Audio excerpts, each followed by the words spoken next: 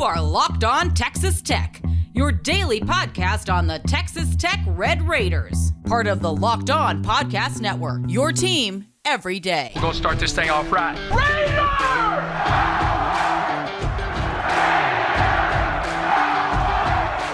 Everything runs through Lubbock. Thanks for joining us on Locked On Texas Tech on the Locked On Podcast Network, where it's your team every day with the only Chris Level. I'm Casey Cowan, and today's episode brought to you by Upside. Download the free Upside app and use our promo code LOCKED to get $5 or more cash back on your first purchase of $10 or more. That's promo code LOCKED on the free Upside app.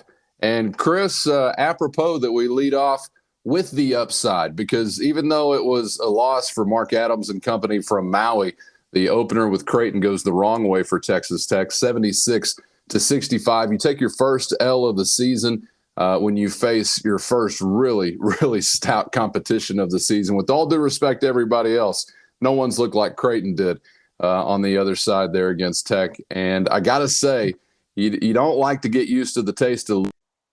I did find a whole heck of a lot of upside at the end of this one, as I thought you had some young guys step up. You had some vets make some plays. You had some newcomers make some plays. Shout out to Davion Harmon. But all in all, a loss, but plenty of silver lining, in my opinion, to get to. Yeah, Casey, I think this game kind of went how I thought it would. It's just a lot to ask a brand new team and a really, really young and smaller. You get a real feel for how small you are when you go up against a team like Creighton, who's just got size and age and experience all over the floor. I thought you had them rattled early. They turned the ball over a lot at the beginning of the game, and then you can't force any turnovers from the Blue Jays in the second half, and that was ultimately kind of the difference. Just because if a Mark Adams coach team can't get some of that with their defense and create some extra possessions and some runouts and things like that, it's just typically not going to go well when you're playing that kind of competition. And, Creighton is a team that they all understand their roles. I think you're trying to figure out, what certain guys are and what they are not for you right now. And, we can get into some of those, like individually, but and there's I'll just be honest, man. This is a kind of if Creighton shoots it well, they're built like a team that could play, in the Final Four. They have really a bit of everything. Guard play, they've got size, they've got length. They shoot it so well. And they just kind of overwhelmed you at times. But it's just an 11-point game, and you just need to respond and rebound so you can make sure that you don't let Maui get the best of you and not come home with a win. Yeah, no doubt. I feel like we saw Tech play their best game of the season so far. I thought some of the things that had plagued you, you tended to fairly well. From a turnover perspective, I'd been telling myself, man, if the Red Raiders give it up 12, 13 times or fewer, I like their chances. Well, you mentioned the astounding turnaround from Creighton first half to second half, Chris. I don't know if I've ever seen anything like that turnover-wise. Wasn't it a goose egg for Creighton in the final 20 minutes? Not one turnover after you were really shaking them up in the first 20 minutes, and credit to them for settling in. But, only 9 on the day for Texas Tech. I think you went 4 and then 5 first half to second half, or maybe that's reverse. But either way, I can't walk away from this one feeling discouraged. I don't feel like you were exposed. I don't feel like you were, framed as a team that didn't belong among this kind of competition. If Creighton is Final Four or Elite 8 worthy, I don't know why I couldn't be dreaming about another Sweet 16 run for Texas Tech as is. And, man, I just can't wait to see what type of impact a game like this so early on could have on a team like Texas Tech as you go through the year. Yeah, these games are good for you, and I think Mark even said after the game, hey, we got punched in the mouth and we didn't respond very well. But sometimes it's good to get smacked around a little bit because, certain guys maybe think that not that this is the case, but sometimes you have guys that think they've figured it out or that they're They understand what it's going to take, and this is a reality check, and had you won this game, I'm just not sure you could have handled Arkansas. Arkansas just ran Louisville out of the gym, and they've got size and length all over the floor, and that would have been a tough matchup as well. But you're going to get Louisville, and here's the concern that I do have, because I think if you're going to play against these types of teams, and make no mistake, there's several of these types of teams in the Big 12, so you're going to see a bunch of those teams twice this year, is that Kerwin Walton has to figure it out quickly. He didn't really do much of anything today. If he isn't hitting shots, there's just got to be something from one of your older guys and one of the guys that you're going to count on. Because it's understandable when you've got the true freshmen that kind of get lost in a game like this or kind of feel a bit overwhelmed. I thought Pop Isaacs, he looked like he belonged, and he hit some shots, made some threes, but it's true freshmen to really step up and help you in games like this. So that's why I just go back to guys like Kerwin Walton and Armen Williams and guys like that, where they've got to give you more. I think Davion Harmon and Daniel Baccio are giving you about all that they can. Now, there was just too many times in this game that it's late shot clock and Davion Harmon is just expected to pull a rabbit out of his hat and kind of beat somebody off the dribble and try to get a shot up. And that's not necessarily his game. I think you're relying on him quite a bit, because if he doesn't get really aggressive on offense, I don't know where the offense comes from, because, and it's worth mentioning, Casey, that a guy like Kevin O'Banner, that's just never been anything he's been asked to do in his career. He's always been kind of a complimentary guy, and he's a great, three-point shooter if he's asked to rebound and with some of the putbacks. But if you throw it to him and say, hey, go get me a bucket, that's just really never been his game, is being able to create and try to beat somebody off the dribble. So that's why I just go back to guys like Kerwin Walton, really specifically, because Armen Williams hasn't played a whole lot in those first couple of games. And I thought, as we go along here, you're going to need Jalen Tyson to be more aggressive on offense. He was very aggressive early, but I just wasn't so much in the second half as Creighton started to pull away. He passed up a few open looks, and there's just scoring is going to have to come from a variety of places. And I think asking your 7-footer who's battling knee tendonitis and was battling cramps today and just kind of in and out of the lineup, and your smaller point guard and Davion Harmon, they can only do so much. You've got to have some of those wing guys really step up and help you. Yeah, whether it's Kerwin Walton or anyone else outside of the starting five that would like to contribute something scoring-wise, feel free, because you just got nothing from the bench today. I think you're on the money in thinking that Walton is the first guy in line that responsibility, should fall upon. But whoever's getting the opportunity, you're going to have to find a way to have something there from the reserves. It was pretty light treading for most of those guys. But, whether it's Fisher or Walton, I don't really know who else you'd be looking at, Chris. What you mentioned, Williams, and maybe he can find some rhythm there, but I almost feel like it is the older guy or the youngest guy that you might be expecting to make an impact. It's either Walton or Fisher, and that says a lot about what you probably think of Fisher, but also kind of says a lot about how badly you need it from Kerwin Walton, so you don't have to turn to a guy that should be a high school senior right now. Well, yeah, and when you just think about it, you played all of 0 true freshmen last year.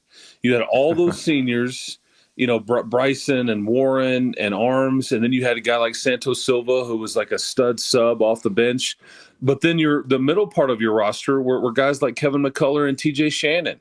And so you look at it this year, and it's like you're leaning on a ton of true freshmen. Well, the middle part of your roster is Armen Williams and Kerwin Walton. Those are kind of the – and I guess Davion Harmon too, and these are just not players that are where McCullough and Shannon are right now in their careers, and so.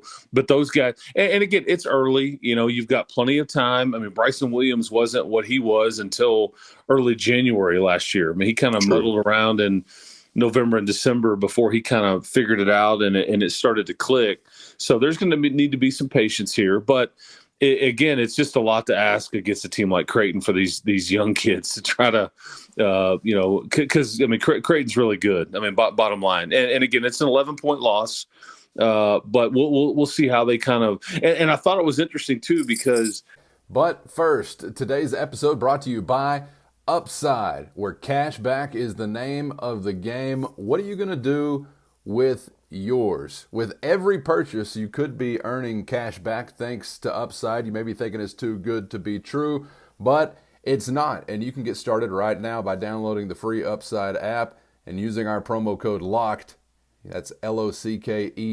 Use the promo code LOCKED to get $5 or more cash back on your first purchase of $10 or more. Next, claim an offer for whatever you're buying on Upside. Check in at the business and pay as usual with a credit or debit card and get cash back. Upside users are earning more than $1 million every week. And that's probably why they have a 4.8 star rating on the App Store. So download the free Upside app and use the promo code LOCKED to get $5 or more cash back on your first purchase of $10 or more today. That's $5 or more cash back on your first purchase of $10 or more using the promo code LOCKED, and get cash back now with Upside.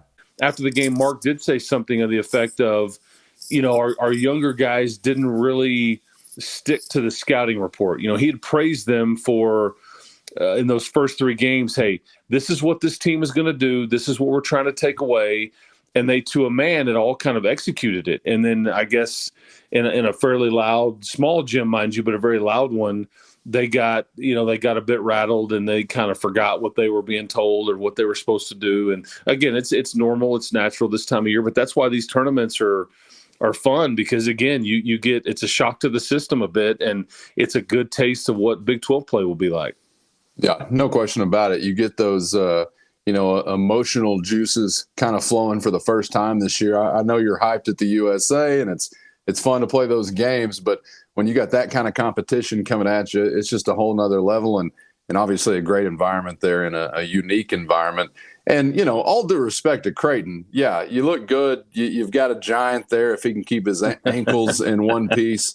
But you shoot 45% from beyond the arc, 9 for 20. And I'm not all that familiar with the grind of the Big East, or what exactly maybe a Big East team looks like at the end of that compared to what a Big 12 team looks like at the end of that, say, compared to right now in the season, Chris, because I know some of these things that teams may be able to do well right now are not going to be what you can rely on in conference play. But I'd run it back with Creighton anytime. I'd give you another 20 bombs from the timeline if that's the offense that you want to go with. And if I get beat again, well, I guess I'll go back to maybe busting flats or something. But that's what I would do.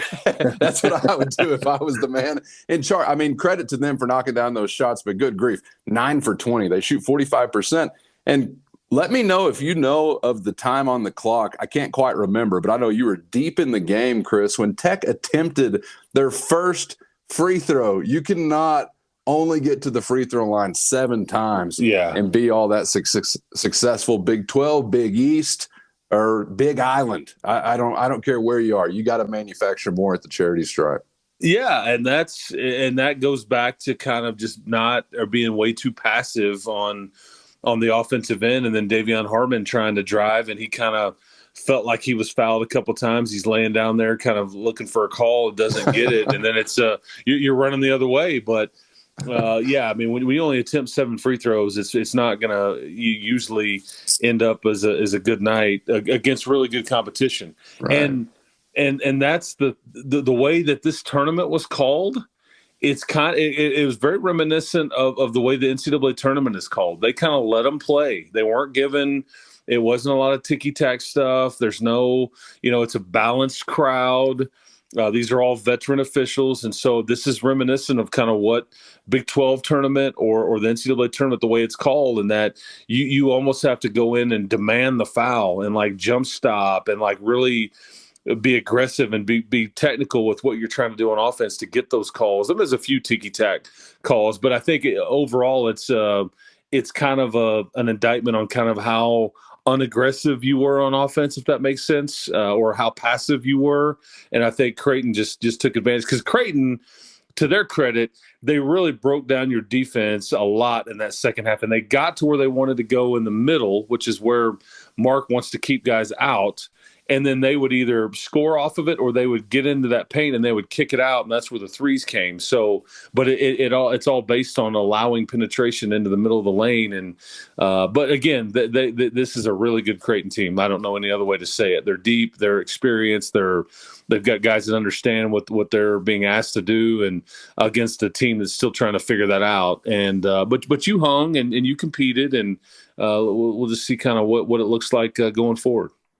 Yeah, the coaches have something to work with as far as a game that should be valuable for teaching, and the players got something to work with as far as a game that should be valuable for learning. So can't wait to see how they put it to good use. And right back at it from Maui once again. Is it Louisville, Chris?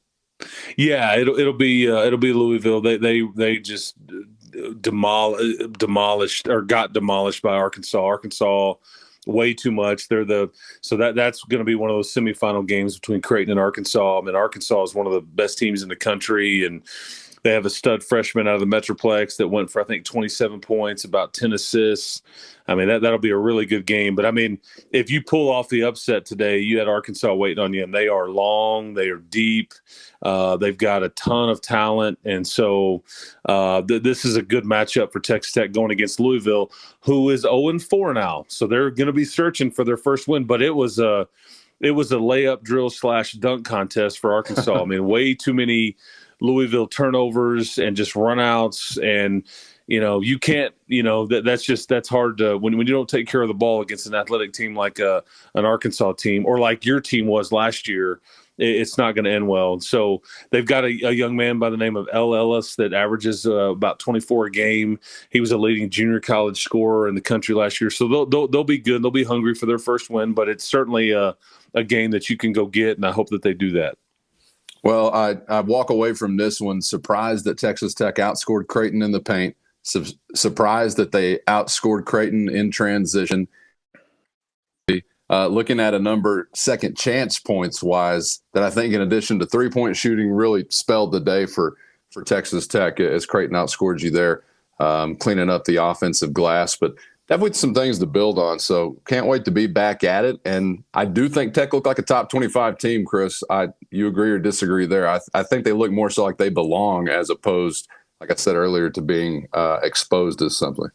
Well, yeah, there's no shame in losing to Creighton this early with the way your roster is constructed. You just hope. Here's the thing: you just hope that guys kind of improve off of this or this trip in general, and get better from it. And then, yeah, maybe you get a shot at a team like Creighton way down the line.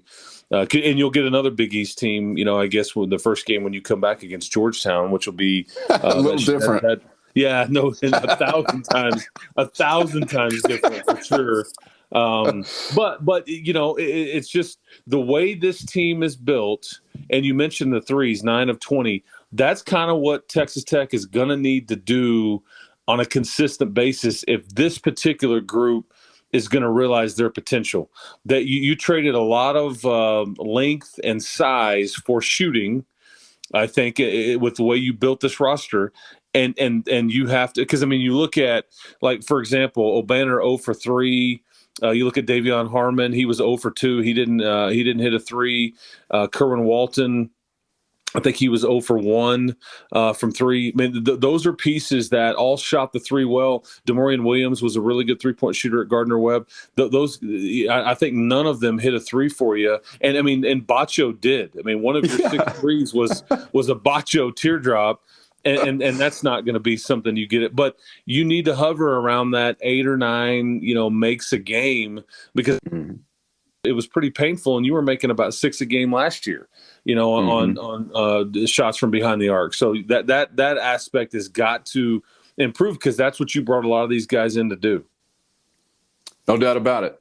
Back at it from Maui, and we'll continue with basketball conversation, of course, on the other side of that one as we roll through this Thanksgiving week. So subscribe on YouTube or anywhere you get podcasts so you make sure you don't miss an episode. We'll switch gears before we're out of here on this episode. Coming up dead ahead, we'll talk Raiders as Coach McGuire kicked off the week visiting with members of the media. We'll get to some of his thoughts and looking ahead to the Oklahoma Sooners next on Locked On Texas Tech. And also, today's episode brought to you by Jay's Salsa Company, standing by right now at jsalsacompany.com to get that delicious Red Raider family recipe to you. Ship it anywhere in the U.S., or if you're in Texas or New Mexico, can find them in over 90 stores on your grocery store shelf in that beautiful red and black jar. They got the hot or the mild.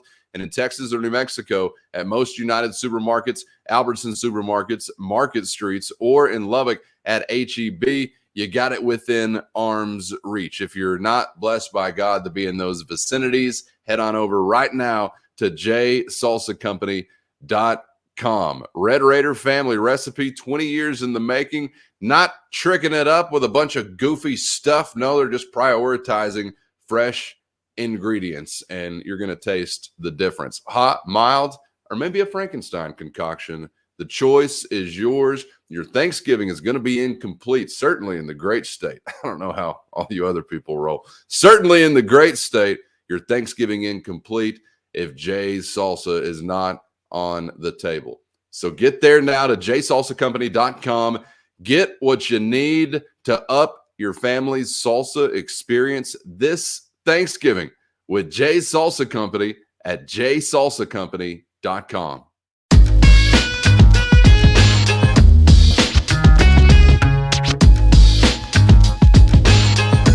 Glad to have you along for the ride on Locked On Texas Tech on the Locked On Podcast Network, where it's your team every day with Chris Level. I'm Casey Cowan. Red Raider football on our minds as we kick off the week as well. Spent time talking basketball here with you today, but Texas Tech is gearing up for their regular season finale, home finale, South End Zone at Jones Stadium as we know it finale. Chris, we're wrapping it all up before we get ready for bowl season now. You got to hear from head coach Joey McGuire in the weekly press conference as he kicks off the week visiting with members of the media. Check that. You got to hear from for the first time as a head coach ever, bowl eligible Joey McGuire to kick off the week. I just wonder if you feel I don't want to say pressure lifting, because you still want to get a win. You're still hungry to wrap up the season with a 7th win, but there's got to be some type of monkey on the back that has been lifted to a degree, knowing that you've at minimum now punched your ticket for the postseason. Is any of that there, or am I just sounding like a fan saying that? No, I don't. I think you're in some way that there's some pressure relieved in some ways, but you're not going to get anybody over there, including Joey, to really say that, because they're strictly focused on Oklahoma. That they otherwise it would be, we didn't win on the road, we're still trying to get bowl eligible, and there would be a big time sense of urgency verbally, I think, with these guys. But now they can just focus on the task at hand, and it's a game against Oklahoma. And now you look at, hey, we're trying to beat Oklahoma and Texas in the same year for the first time ever, and I think you have an Oklahoma team that's coming in here, and it's your senior day. I mean, Joey talked about that yesterday about, hey, there's going to be a lot of guys that go through senior day ceremonies, but it does not mean that they won't be back.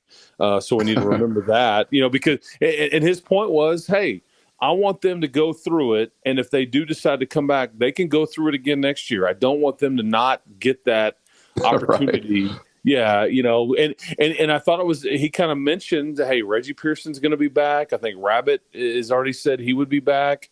The guys that he was really kind of mentioning aloud were Tony Bradford, Jalen Hutchings, Blake Dunlap. Those are the four, your two corners, and then your two D tackles.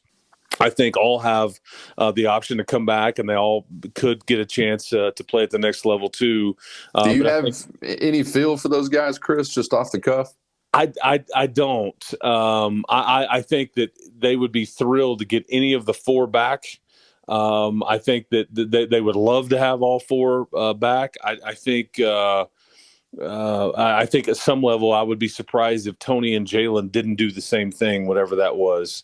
Those guys are really close, and so I bet they're either both back here or neither. And the funny thing is, it's probably a separate conversation, but with the NIL and all that kind of stuff, I mean, sometimes you can treat this like a working for a living type of thing and Sure. get paid to play football, and instead of having to see what the real world is. And because some of those guys are fringe draft types. Right. And so say you chance it and it doesn't go well, or you can stay here and kind of put some money in your pocket guaranteed and get taken care of and all that. So we'll see kind of how that plays out. But, and Joey's other thing was just really hoping that, and this is going to be interesting. We've talked about this for years, it seems like, but it's the first time that Texas Tech's played at home on Thanksgiving weekend since that, that I guess the 2008 season, was it, whenever you played Baylor here, and there wasn't a whole lot of people there. And, so he's just hoping that the students will come back early and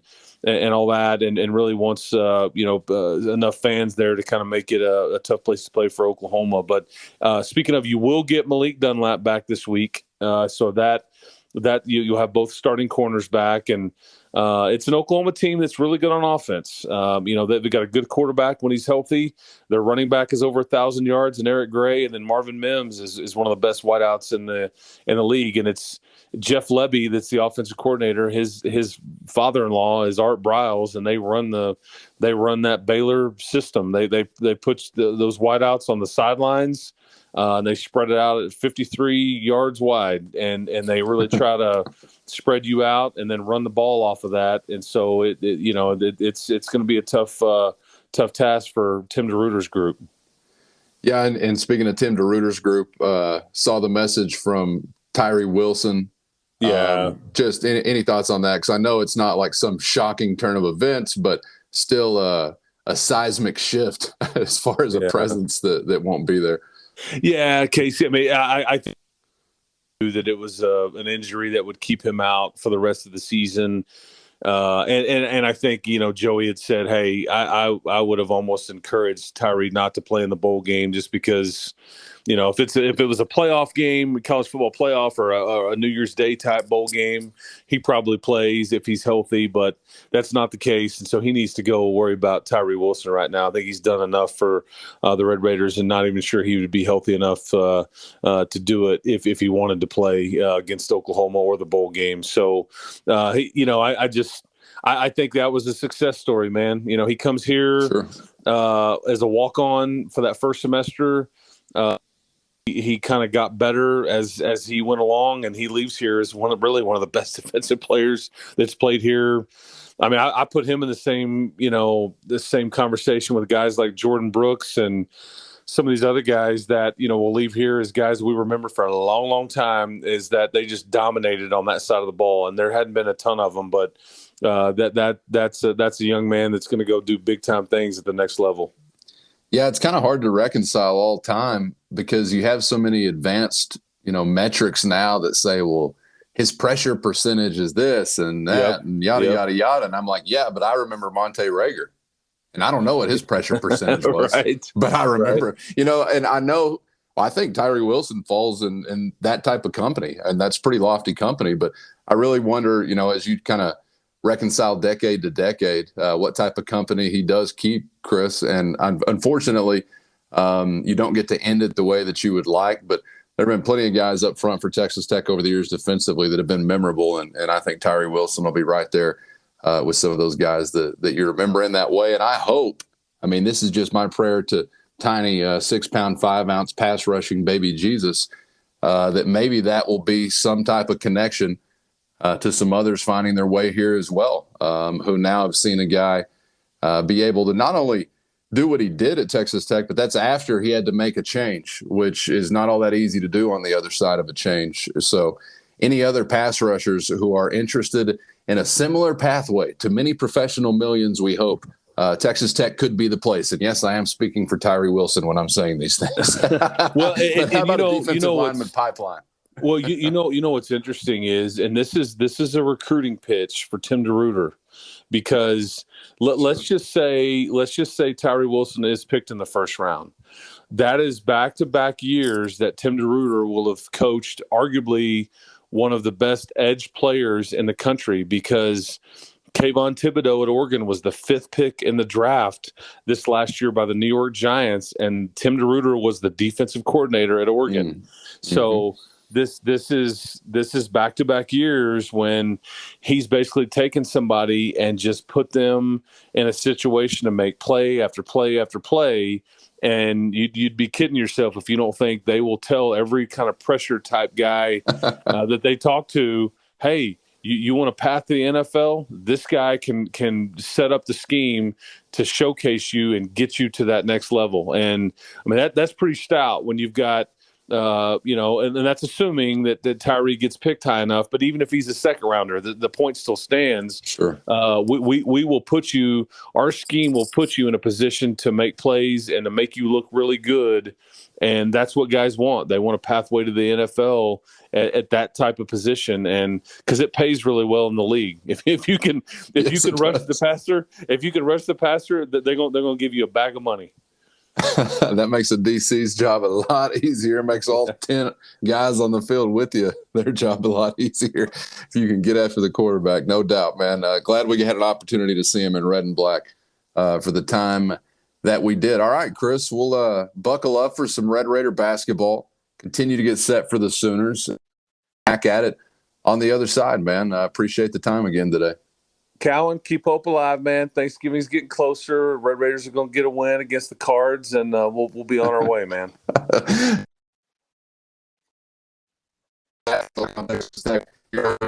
Locked on Sports Today. It's the biggest stories of the day, plus instant reactions, big game recaps, and the take of the day. It's Locked on Sports Today, available on the Odyssey app, YouTube, or wherever you get podcasts. He's Chris Level. I'm Casey Cowan. Appreciate you for hanging with us today. On Locked on Texas Tech.